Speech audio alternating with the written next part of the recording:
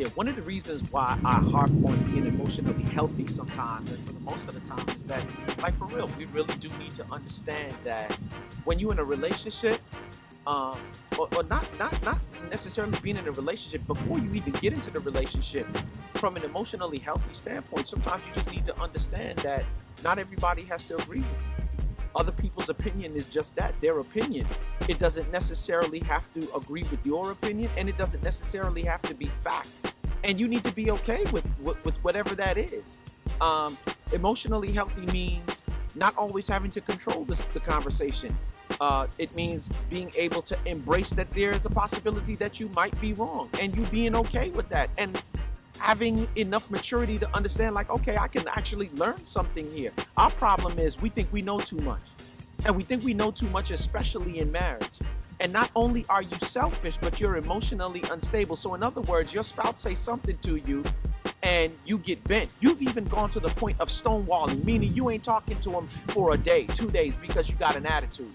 Now, I understand if you're not speaking for a small moment in time because you need to get yourself together in order to respond, accordingly. But some of you, you're not talking to your spouse and you doing this for like 2-3 days at a time. That's foolishness. That's not only immature. Now I understand why when you read 1 Corinthians 13 and it says, when I was a child, I spake as a child, I understood as a child, and I thought as a child. Because in order for you to exhibit the kind of love that is expressed in 1 Corinthians 13, you got to be grown. You got to be mature. And what is maturity? It's not necessarily something that comes with age. It is taking responsibility for the way you think, the way you act, the way you carry yourself, the way you respond to situations, right? The word declares, whatsoever a man thinketh, so is he. So if you're thinking immature thoughts, then chances are it's because you immature. And so what I would say is that, for real, selfishness plus emotions equal disaster. I'm gonna say it one more time. If you selfish and you couple that with your emotions, the end result is disaster. Why? Because number one, there are some situations, let's just take it for a minor disagreement. The disagreement is on a 3 and you coming in with your emotions at an 8.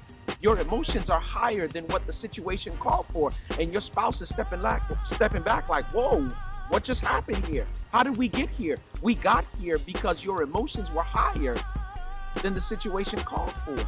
And that is what I'm talking about in terms of emotional instability. Then of course you put that selfishness in there, and that's a whole nother beast altogether. And like I said, selfishness is when you're looking at any situation only from your perspective. And you married? Like one accord. The two shall become one flesh. Right? So that means if the two of you shall become one flesh, or you trying to move on one accord doesn't necessarily mean that you always going to get what you want out of the deal. If one accord is the goal, then sometimes that means that you might have to let go of what you're thinking or feeling in order to achieve one accord, right? So I encourage couples, get rid of that selfishness. I'll never forget there was a story that was told one time of a guy who was getting beat at chess. And he was like, I know this guy can't beat me at chess, so why am I losing? So what he did was he got up from his seat, he went around to the other side of the table to get a different perspective of what was going on in the game from his opponent's viewpoint. It clicked for him. He came back around, sat at his seat, and then he ended up winning the tournament. Why? Because he got an opportunity to look at the game from somebody else's perspective. And I'm saying in a lot of your marriages, you are not looking at the situation from your spouse's perspective. And as long as you do that, you're going to end up losing, not only in that moment, but you're going to end up losing in the long run. Straight up, you're just going to end up losing, right? So remember what the communication is in marriage. I think I've spoken on this before, is the fact that there's 2 parts to the communication. Number one, it's an exchange, meaning you talk, your spouse listen, right? And then your spouse talk and you listen. It's an exchange, but when the two of you are trying to communicate at the same time, there's no resolution, right? So effective communication from the verbal standpoint, right? You're always speaking to inspire and encourage your spouse to be and do their best, right? And then there's the effective listening part, where you're listening to find understanding and meaning not only in what's actually being said by your spouse, but in who they are as a person, right?